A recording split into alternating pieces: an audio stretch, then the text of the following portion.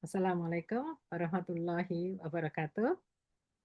Alhamdulillahirrahmanirrahim. Puji syukur marilah kita panjatkan kehadirat Allah Subhanahu wa taala yang selalu melimpahkan rahmat dan hidayahnya pada kita semua. Dan alhamdulillah alhamdulillah kita diberi kesehatan Allah. Alhamdulillah, saudara-saudara sekalian, kita akan membahas tentang efek yang tidak diinginkan pada penggunaan obat. Ya, jadi apa efek yang tidak diinginkan? Ya, jadi kegunaan terapi suatu obat itu tergantung selektivitas aksinya sedemikian hingga merupakan efek yang paling menonjol dan hanya pada suatu kelompok sel atau fungsi organ. Jadi yang dimaksud efek atau aksi pokok adalah satu-satunya efek pada letak primer. Bila ada satu efek yang digunakan untuk terapi disebut efek terapi. Tetapi apabila efek yang ditimbulkan obat tersebut lebih dari satu, maka selain efek utama yang sudah jelas disebut efek samping. Ya. Jadi ada efek utama dan efek samping. Ya. Nah, apa itu efek samping? Ya, efek samping obat adalah efek negatif yang tidak diinginkan dan terjadi secara tidak sengaja dari penggunaan obat dalam dosis standar pada manusia dengan tujuan pencegahan, diagnosis, terapi, serta modifikasi fungsi fisiologis. Interaksi obat menjadi salah satu penyebab munculnya efek samping. Hal ini dikarenakan setiap obat akan memberikan reaksi yang berbeda-beda pada setiap orang dan setiap orang memiliki kondisi yang berbeda-beda pula. Contohnya efek samping obat adalah mual, sakit kepala, dan nyeri otot ya, misalnya contohnya seperti itu. Nah, kemudian macam-macam efek yang tidak diinginkan ya. Jadi ada efek samping, ada idiosinkrasi, ada alergi, ada fotosensitasi, ada efek toksik, ada efek teratogen, ada efek pengulangan obat, ada efek penggunaan obat campuran. Nah, apa yang dimaksud dengan efek samping ya? Jadi menurut definisi WHO, efek samping suatu obat adalah segala sesuatu khasiat obat tersebut yang tidak diinginkan untuk tujuan terapi dengan dosis yang dianjurkan. Ya, itu efek samping ya. Yang ideal adalah obat bekerja dengan cepat, selektif, dan untuk waktu tertentu. Artinya hanya berkhasiat terhadap penyakit tertentu tanpa aktivitas lain. Nah, kebanyakan obat berkhasiat farmakologis tidak hanya satu, maka pengertian efek utama dan efek samping merupakan pengertian mutlak ya. Nah, pada suatu saat efek samping dapat merupakan efek utama ya.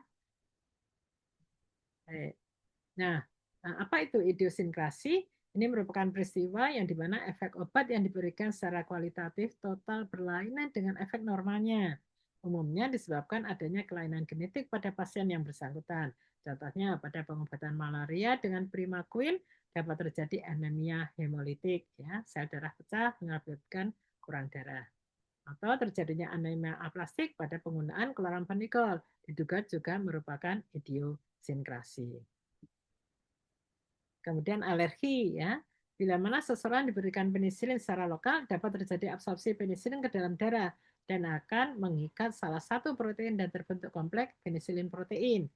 Senyawa ini disebut antigen dan tubuh akan membentuk antibodi sebagai zat penangkis. Penisilin disebut kapten ya. Jika pada waktu lain pasien tersebut diberi penisilin, maka akan terjadi reaksi khusus antar antigen dan antibodi yang disebut reaksi alergi. Gejala alergi pada kulit antara lain urtikaria atau gatal-gatal dan bentol-bentol, ya, kemerah-merahan, demam, serangan asma, anafilatik shock, kelainan darah, yaitu anemia aplastik ya, yang disebabkan oleh kloramfenikol. Ya.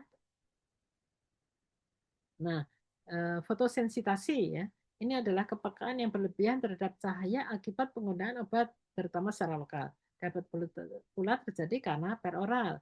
Sebagai contoh penggunaan bitional secara topikal dan glucosamid sebagai antimikotikum. Pemakaian peroral tetrasiklin derivatnya dapat juga terjadi fotosensitasi.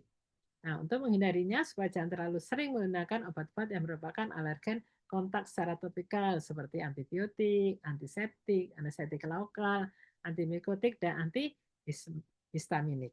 Ya. Nah, efek toksik ya, setiap obat dalam dosis yang cukup tinggi dapat menunjukkan efek toksik.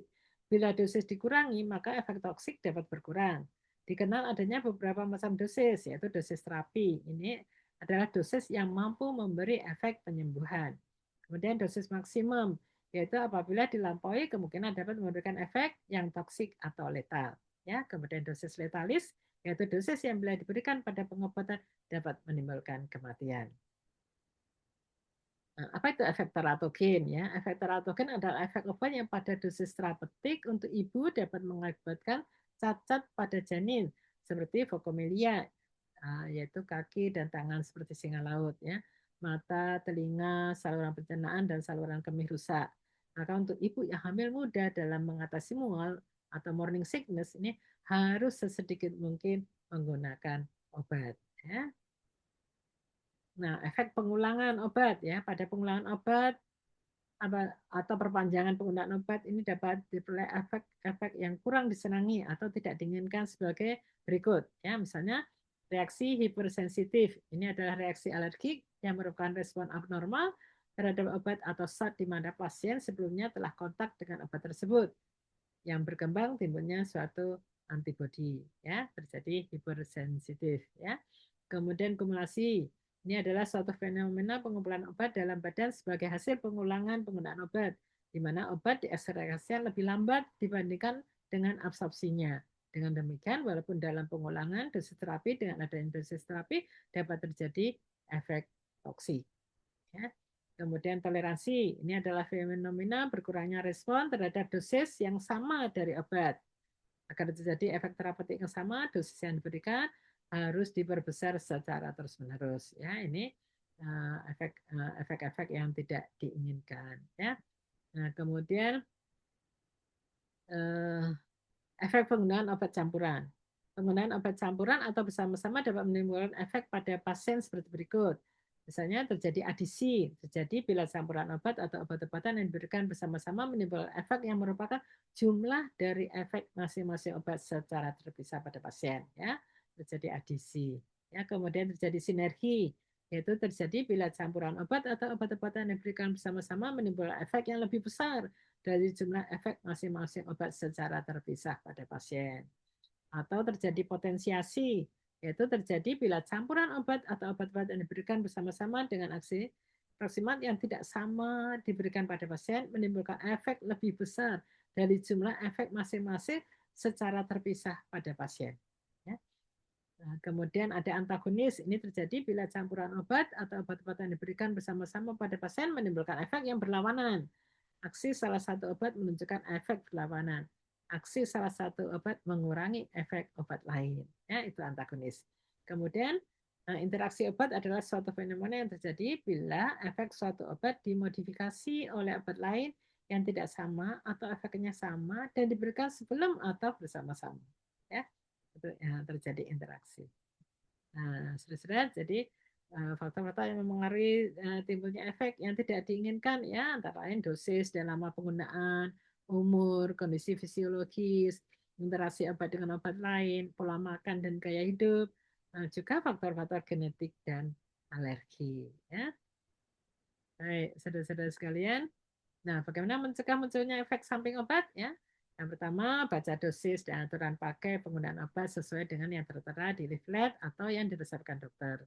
Yang kedua, pergunakan obat sesuai indikasi yang jelas dan tepat sesuai yang tertera di leaflet atau yang diresepkan dokter. Ya, berikan perhatian khusus terhadap penggunaan dan dosis obat pada bayi, pasien usia lanjut, dan pasien dengan penyakit hati atau ginjal. Yang keempat, perhatikan dan catat riwayat alergi akibat penggunaan obat.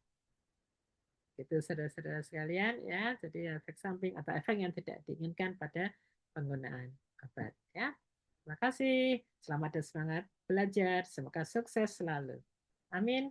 Assalamualaikum warahmatullahi wabarakatuh.